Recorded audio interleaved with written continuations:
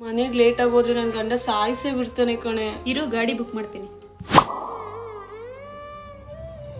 Madam book ಮಾಡಿದ್ರಲ್ಲ OTP ಹೇಳಿ.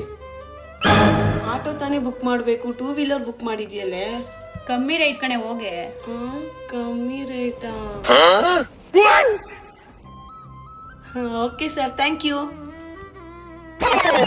ಯಾರೇ ಅವನು? ಎಷ್ಟು ದಿನದಿಂದ ನಡೆಸ್ತಾ ಇದ್ಯಾ ಇದು? ನಿನ್ಗ ಅವನ್ಗೆ ಸಿನ್ನ ಸಂಬಂಧ ಇಟ್ಕೊಂಡಿದ್ಯಾ? ಕಟ್ಕೊಂಡಿರೋ ಗಂಡ ನಾನಿರ್ಬೇಕಂತ ನನಗೆ ಮೋಸ ಮಾಡ್ತೀಯಾ?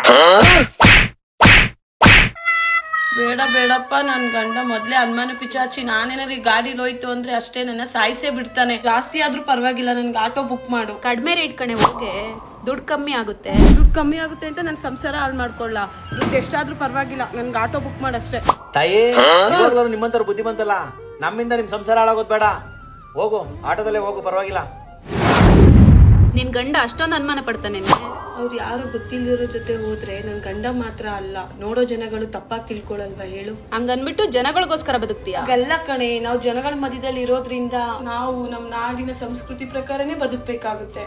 ಬಾ, ರೋಡಲ್ಲೇ ಆಟೋ ಇಟ್ಕೊಂಡು ಹೋಗೋಣ. ಅಲ್ಲಿದೆ ನೋಡು ಆಟೋ. ಆಟೋದವ್ರು ನಾವು ಕರಿಯ ಕಡೆ ಬರಲ್ಲ ಕಣೆ. ಯಾಕೆ ಬರಲ್ಲ, ಬಾ ಕೇಳೋಣ. ಆಟೋ ಬರ್ತೀರಾ? ಹಾ ಮೇಡಮ್, ಬರ್ತೀನಿ ಬನ್ನಿ. ತುಂಬಾ ಖುಷಿ ಆಯ್ತು ಸರ್, ಫಸ್ಟ್ ಟೈಮ್ ಆಟೋದವ್ರು ಕರೆದ ತಕ್ಷಣ ಬರ್ತಿರೋದು.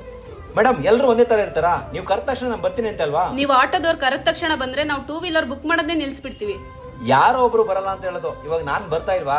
ಬನ್ನಿ ಮೇಡಮ್ ಹೋಗೋಣ. ಮೇಡಮ್ 2 ವೀಲರ್ ಬರೋಕ್ಕಿಂತ ಮುಂಚೆ ನಮ್ಮ ಆಟೋದವರೇ ಸೇಫ್ಟಿಯಾಗಿ ಹೆಣ್ಮಕ್ಳನ್ನ ಮನೆ ಬಾಗಿಲು ತಲುಪಿಸಿದ್ದು. ಮಳೆ ಬಂದಾಗ 2 ವೀಲರ್ ಅಲ್ಲಿ ನೀವು ಹೋಗ್ತೀರಾ ಮೇಡಮ್? ನೀವೇ ಹೇಳಿ.